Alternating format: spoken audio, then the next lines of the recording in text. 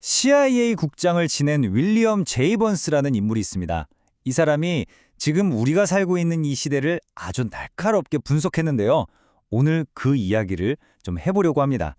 과연 지금 세상은 어떻게 돌아가고 있을까요? 번스 국장은 지금 이 순간을 이렇게 표현합니다. 한 세기에 두세 번 찾아올까 말까한 순간이다. 이게 무슨 말이냐면요. 마치 냉전이 막 시작되던 그때처럼 역사의 판이 완전히 뒤바뀔 수 있는 그런 엄청난 변곡점에 우리가 서 있다는 거예요. 그야말로 가소성의 순간이라는 거죠. 그러니까 한마디로 우리가 알던 세상, 그 탈냉전 시대는 이제 완전히 끝났다는 겁니다. 그럼 그 빈자리는 뭐가 채웠을까요? 새로운 시대가 왔는데 규칙이 뭔지 아무도 모르는 거죠. 자, 그래서 지금부터 그 새로운 규칙이 대체 뭔지 한번 제대로 들여다보겠습니다.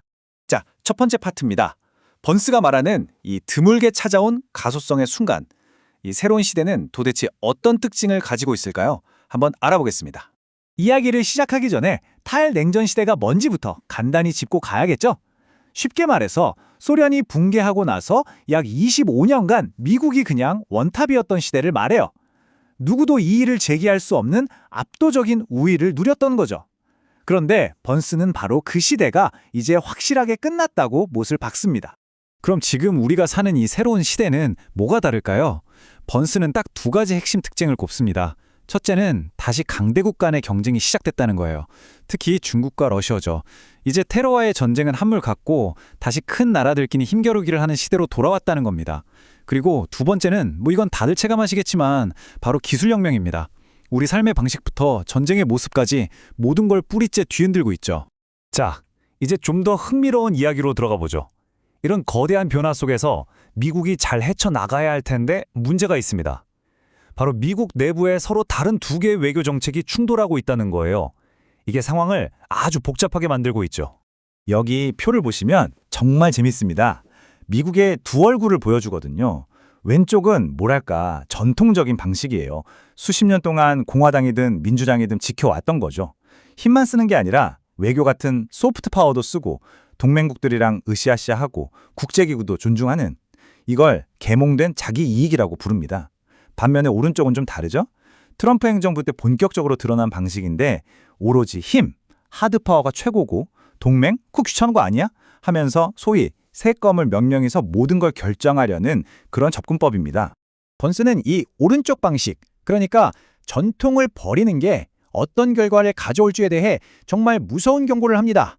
뭐라고 하냐면요. 이건 서서히 진행되는 강대국의 자살행위다. 와, 표현이 정말 강력하죠? 이게 무슨 뜻이냐면요. 결국 이런 새로운 접근법은 중국이나 러시아 같은 경쟁국들이 바라는 걸 미국이 자기 손으로 해주는 꼴이라는 겁니다.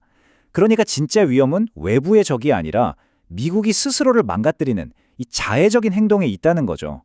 자, 그럼 이런 이론적인 이야기가 실제로는 어떻게 나타나는지 한번 볼까요? 구체적인 사례로 들어가 보겠습니다. 바로 번스가 분석한 이란과의 갈등 문제입니다. 번스는 중동이라는 곳을 이렇게 표현해요. 거대한 야망과 잘못된 전략이 죽으러 가는 곳. 이야, 정말 뼈 있는 말이죠?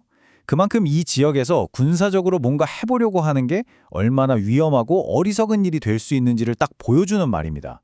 번스는 최근 이란과의 갈등을 선택의 전쟁이라고 딱 잘라 말합니다. 이게 무슨 말이냐면 미국 안보에 당장 큰 위협이 있어서 어쩔 수 없이 시작한 전쟁이 아니라는 거예요. 오히려 베네수엘라에서 먹혔던 방식을 이란에도 적용할 수 있을 거라는 잘못된 판단, 그리고 이란 정권이 생각보다 훨씬 끈질기다는 걸 너무 얕잡아 본 게 문제였다고 지적합니다. 결국 미국은 깊은 구멍에 빠져버린 셈인데요. 여기서 나올 수 있는 선택지가 세 가지 정도 있습니다. 첫째, 협상. 근데 서로 원하는 게 너무 달라서 쉽지 않죠.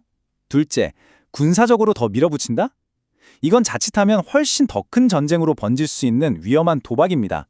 마지막으로 우리 이겼다 하고 그냥 선언해버리는 거. 이건 뭐 알맹이 없는 공허한 외침일 뿐이겠죠. 보시다시피 어느 쪽도 쉬운 길이 아니에요. 답이 안 보이는 상황인 거죠. 재밌는 건 이 전쟁으로 이득을 본 건 엉뚱한 곳이라는 겁니다. 이 전쟁의 진짜 승자는 누구일까요? 바로 러시아와 중국입니다. 러시아는 유가가 오르면서 돈을 벌었고 미국 무기가 소모되는 것도 반겼죠. 중국은요? 미국이 중동 문제에 정신 팔려 있는 동안 자기들이 중요하게 생각하는 인도태평양 지역에서 마음껏 영향력을 키울 수 있었으니 그야말로 땡큐죠. 자, 이번엔 다른 곳으로 가볼까요? 바로 우크라이나 전쟁입니다.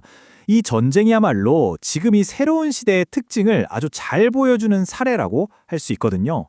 여기 타임라인을 보시면 미국 정보기관, 특히 CIA 역할이 정말 대단했다는 걸 알 수 있습니다. 전쟁 나기 몇 달 전인 2021년 11월에 번스가 직접 모스크바로 날아가서 푸틴한테 당신들 계획 다 알고 있다고 경고를 했고요.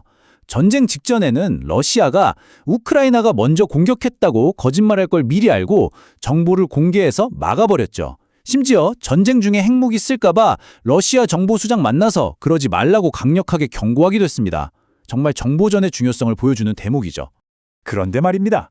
러시아군이 100만 명이 넘는 사상자를 냈는데도 번스가 보기엔 푸틴은 지금 꽤 자신만만하다는 거예요. 좀 이상하죠? 푸틴은 지금 자기 계획대로 전쟁이 잘 풀리고 있다고 굳게 믿고 있다는 겁니다. 도대체 그 자신감은 어디서 나오는 걸까요? 푸틴의 머릿속은 이렇습니다. 시간은 내 편이다. 버티기만 하면 우크라이나군은 지쳐 쓰러질 거고 미국이나 유럽도 결국엔 지원의 흥미를 잃고 떨어져 나갈 거다. 한마디로 장기전으로 가면 무조건 자기가 이긴다는 계산을 하고 있는 거죠. 하지만 번스는 그렇게 생각하면 오산이다 라고 말합니다. 푸틴의 그런 주장에 넘어가서는 안 된다는 거죠. 왜냐하면 러시아 군에게도 분명히 약점이 있고 그걸 잘 파고들면 지금의 이 자신만만함을 충분히 꺾을 수 있다는 겁니다.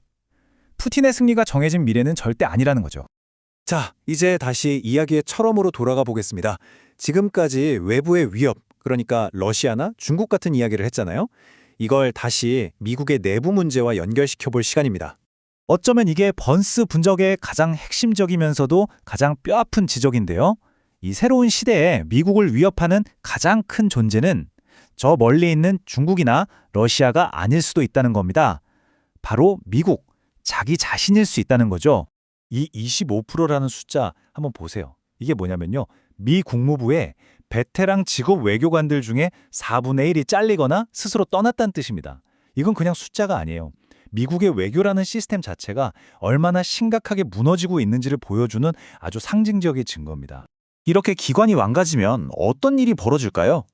당연히 동맹국들은 미국을 못 믿게 되겠죠. 중요한 정보도 서로 공유하기 힘들어지고요. 남아있는 공무원들은 혹시 나도 찍히는 거 아니야? 하면서 서로 눈치만 보게 됩니다. 결국 이런 모든 것들이 합쳐져서 미국이 세계 무대에서 제대로 자기 역할을 하는 걸 불가능하게 만드는 거죠. 그래서 마지막으로 이 질문을 던지면서 마무리하려고 합니다. 번스가 우리에게 던지는 궁극적인 경고이기도 하죠.